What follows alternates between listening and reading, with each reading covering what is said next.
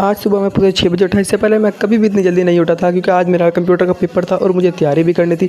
लेकिन सबसे पहले मैं उठते ही शीशे में देखा, लेकिन शीशे में तो मेरा मुँह बिल्ली जैसा लग रहा था। इसलिए मैंने कहा मैंने नहीं यार, पहले नहाऊँगा फिर उसके बाद कुछ तैयारी करूँगा, और फ़ौरन ही मैं नहाने के लिए रवाना हो गया।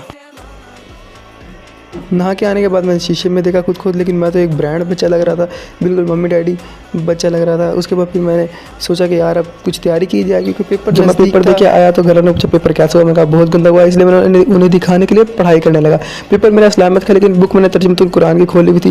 लेकिन उन्हें क्या पता, कान में मेरी हैंड फ्री लगी हुई थी, मैं गाने सुन रहा था, लेकिन उन्हें लग रहा था कि मैं पढ़ रहा हूँ। इतनी देर में मुझे शायद लगा कि मेरे घर वाले और सारे कहीं गए हैं और मैं अकेला हूँ घर पे पढ़ रहा हूँ। तो मैंने फ़ौरन ही किताब को रखने का सोचा, लेकिन फिर मेरे ध्यान में आया नहीं यार रहने देता हूँ। लेकिन मैं तैयारी तो तर्जुमा कुरान कर रहा था ना, तो इसलिए फिर मैंने फटाफट किताब रखी और मैं मोबाइल चलाने लगा। मोबाइल चलाने में इतना मज़ा आ रहा था कि मैं लेट कर मोबाइल आराम से टिकटॉक देख रहा था, स्क्रॉल कर रहा था रील्स को, और मैं अपने दोस्त से बातें कर रहा था चैट पर। मैं तो अपनी मस्ती में मगन था कि लेकिन अचानक मेरे साथ क्या हुआ ये आप लोग भी देख सकते हैं। लेकिन मैंने किताब अपने साथ रख दी थी और बार बार पीछे से देखे जाने का डर था कि कहीं कोई आ ना जाए। लेकिन फिर भी मैं भी किताब पढ़ने के बजाय बल्कि पीछे मुड़ मुड़ के बार बार देखे जा रहा था।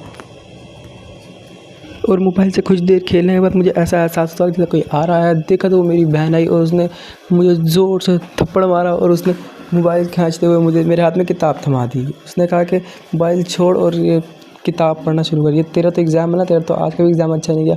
और मैं सर करके नीचे बैठ गया। उसने मुझे किताब दी, लेकिन उसे क्या पता कि मेरा इस्लामियत के पेपर और मैं तर्जुमतुल कुरान की तैयारी कर रहा हूँ। लेकिन उस पागल ने हैंड फ्री तो ली नहीं मेरे से।